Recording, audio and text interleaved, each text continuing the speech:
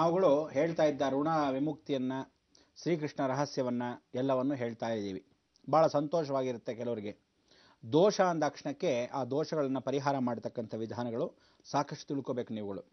ಜೀವನದಲ್ಲಿ ನಮ್ಮದೇ ಆಗಿರ್ತಕ್ಕಂಥ ಬದುಕು, ನಮ್ಮದೇ ಆಗಿರ್ತಕ್ಕಂಥ ಧ್ಯೇಯ, ನಮ್ಮದೇ ಆಗಿರ್ತಕ್ಕಂಥ ರಾಜ್ಯದಲ್ಲಿ ನಮ್ಮದೇ ಆಗಿರ್ತಕ್ಕಂಥ ಸಂಕೀರ್ತನ ಮಾಲಾ ಅಂತಕ್ಕಂಥದ್ದು. ಈ ಮಾಲಾ ಅಂದ್ರೆ ಏನು? ಕರುಳಿನ ಮಾಲೆ. ಅಂದ್ರೆ ಋಣ, ತಾಯಿಯ ಋಣ. ಆ ಋಣವನ್ನ ಯಾವ ಕಾಲಕ್ಕೂ ಕರುಳಿನ ಮುಖಾಂತರ ಬಂದಿರತಕ್ಕಂಥ ನಾವು ಪ್ರಕೃತಿಯಲ್ಲೂ ಕರ್ಣ ಅಂದ್ರೆ ಆ ಕರ್ಣ ಅಂದ್ರೆ ಕಿವಿಗಳು, ಕಿವಿಗಳ ಮುಖಾಂತರವಾಗಿ ಅಂದ್ರೆ ಗೋ ಕರ್ಣ. ಈ ಗೋವು ಅಂದ್ರೆ ಹಸು, ಹಸುವಿನ ಕರ್ಣ. ಈ ಗೋಕರ್ಣ ಅನ್ನೋದು ಎಲ್ಲರೂ ಊರಿಗೆ ಹೋಗಿ ಬಂದಿದ್ದೀರ. ಗೋಕರ್ಣ ಬಹಳ ಸಂತೋಷ, ಅಲ್ಲಿ ಹೋಗಿ ಬಂದಿರತಕ್ಕಂಥ ವಿಚಾರ. ಯಾರು? ಶ್ರೀಕೃಷ್ಣ ಪರಮಾತ್ಮನ ಕೃಪಾಕಟಾಕ್ಷದಲ್ಲಿ ಪ್ರಾಣ ಪ್ರತಿಷ್ಠಾಪನೆ ಮಾಡಿರತಕ್ಕಂಥ ವಿಧಾನ. ಆದರೆ ಅಲ್ಲಿ ಪ್ರತಿಷ್ಠಾಪನೆ ಆಗಿರೋದು ಯಾವುದು? ಸ್ವಯಂ ಆತ್ಮಲಿಂಗ.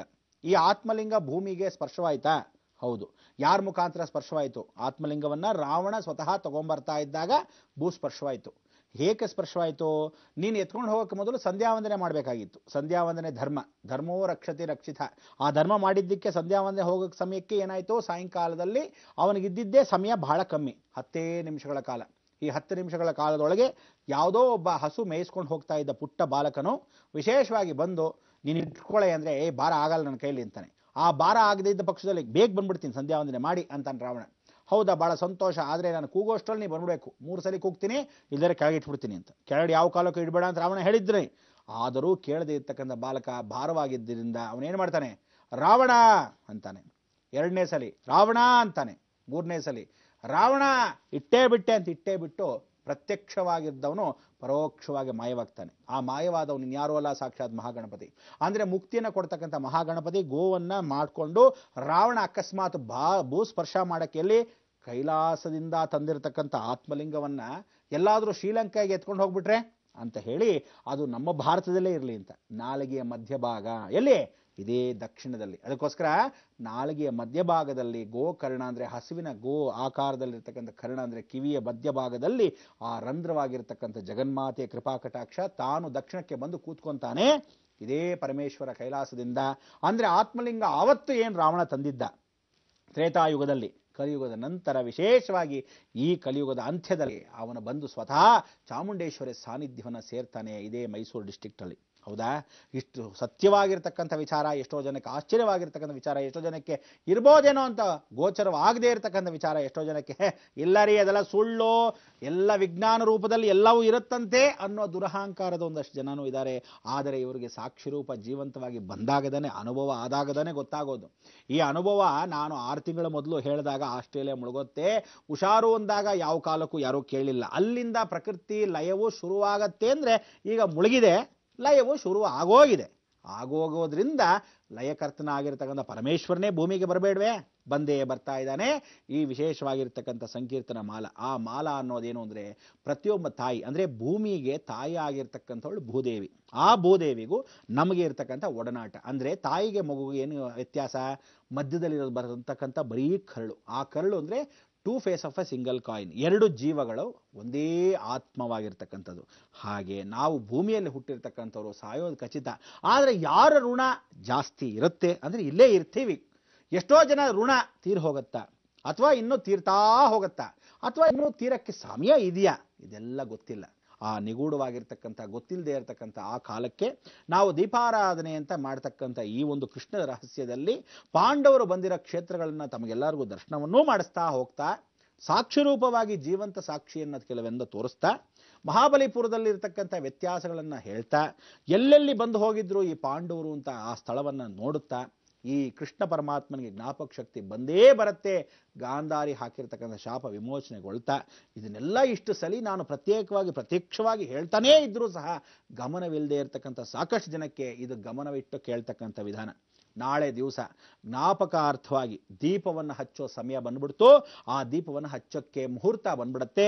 ನೀವು ದೀಪ ಯಾವತ್ತು ಹಚ್ಚಬೇಕು ಅನ್ನೋ ಮುಹೂರ್ತವನ್ನು ನಾಳೆನೇ ನಿರ್ಧಾರಪೂರ್ವಕವಾಗಿ ತಮಗೆಲ್ಲರಿಗೂ ತಿಳಿಸ್ಬಿಡ್ತಾ ಇದ್ದೀನಿ.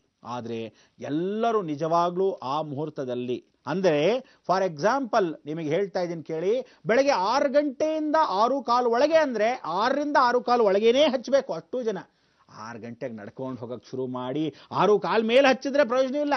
ಆ ಮುಹೂರ್ತ ಇಂಪಾರ್ಟೆಂಟ್. ಹಚ್ಚೋ ಸಮಯದಲ್ಲಿ ಹೇಳಿದ್ದೀನಿ, ಮನೆಯಿಂದ ನಡ್ಕೊಂಡು ಹೋಗ್ಬೇಕು ನಂಬರ್ 1. ನಂಬರ್ 2, ಸ್ವಸ್ತ್ರವಾಗಿರ್ತಕ್ಕಂಥ ಬಟ್ಟೆಗಳನ್ನು ಹಾಕೋಬೇಕು. ನಂಬರ್ 3, ಡ್ರೆಸ್ ಕೋಡ್ ಬಹಳ ಮುಖ್ಯ. ಪಂಚೇಶಲ್ಯ ಗೌರವಾರ್ಥವಾಗಿ ಯಾವ ಕಾಲಕ್ಕೂ ಎಲೆಕ್ಟ್ರಾನಿಕ್ ಮೀಡಿಯಾ, ಯಾವುದು ಎಲೆಕ್ಟ್ರಾನಿಕ್ ಡಿವೈಸಸ್ ಜೊತೆಗೆ ಇಟ್ಕೋಬಾರ್ದು.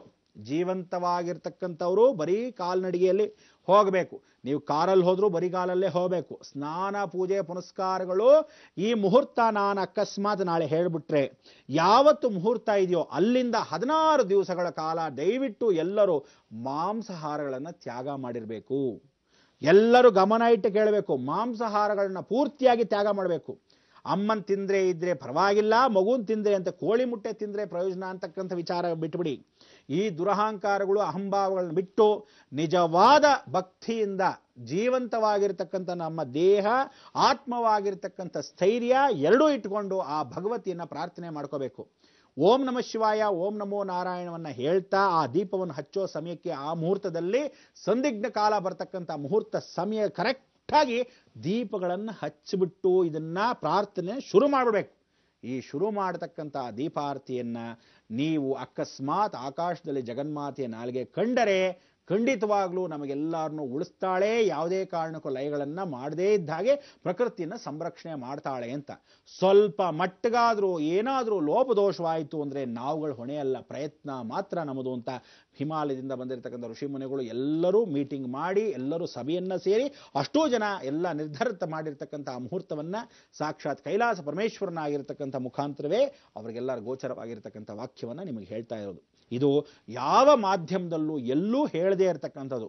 ಇದನ್ನ ಹೇಳಿ ಆ ದಿನ ದೀಪ ಹಚ್ಚೋ ಸಮಯಕ್ಕೆ ಅಷ್ಟೂ ಜನ ಹಚ್ತಾ ಇದ್ದಾಗ ಎಲ್ಲ ಮಾಧ್ಯಮಗಳು ಹೋಗಿ ಓಹೋ ಓಹಾ ಓಹೋ ಅಂತಿರ್ತಾರೆ.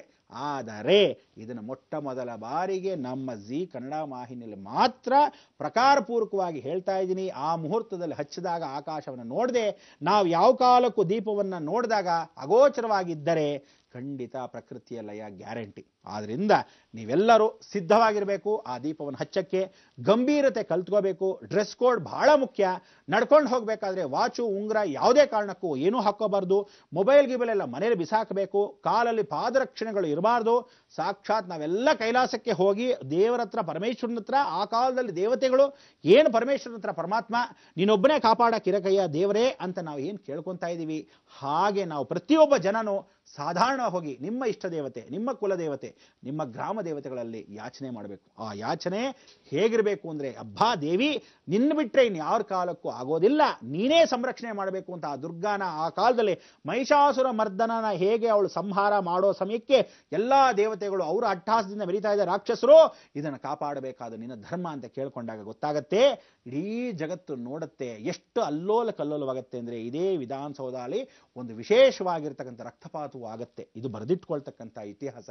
ಅಂದರೆ ಜಗತ್ತಲ್ಲಿ ಆಗದೇ ಇರತಕ್ಕಂಥ ವಿಶೇಷವಾಗಿರ್ತಕ್ಕಂಥ ಘಟನೆಗಳು, ರಕ್ತಗಳು ಎಲ್ಲವೂ ಎಲ್ಲ ಕಾಲದಲ್ಲೂ ರಾಜಕೀಯ ಗೊಂದಲಗಳಲ್ಲಿ ಆಗ್ತಕ್ಕಂಥ ವಿಚಾರ.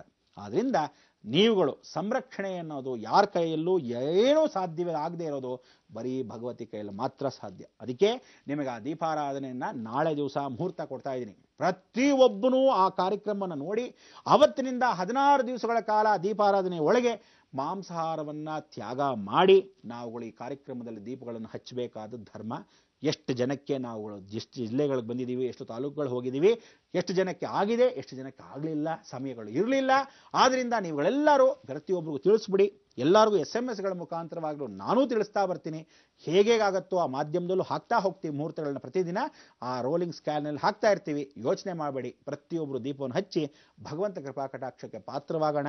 ಈ ಪ್ರಾರ್ಥನೆ ಆದ ಮೇಲೆ ಒಂದು ವಿಶೇಷವಾಗಿರ್ತಕ್ಕಂಥ ನವದುರ್ಗಾ ಮಹಾಯಾಗವನ್ನು ಮಾಡ್ತಾ ಇದ್ದೀವಿ. ಆ ಮಹಾದುರ್ಗ ಯಾಗವನ್ನು ಥ್ಯಾಂಕ್ಸ್ ಅಂತ ಹೇಳಿ ಅವಳ ಧನ್ಯವಾದವನ್ನು ನಾವು ಸಲ್ಲಿಸಲೇಬೇಕು. ಈ ಧನ್ಯವಾದನ ಸಲ್ಲಿಸೋದು ಏನು ಎತ್ತ ಅಂತ ಹೇಳಕ್ಕೆ ಸ್ವಲ್ಪ ಸಮಯ ಬೇಕು.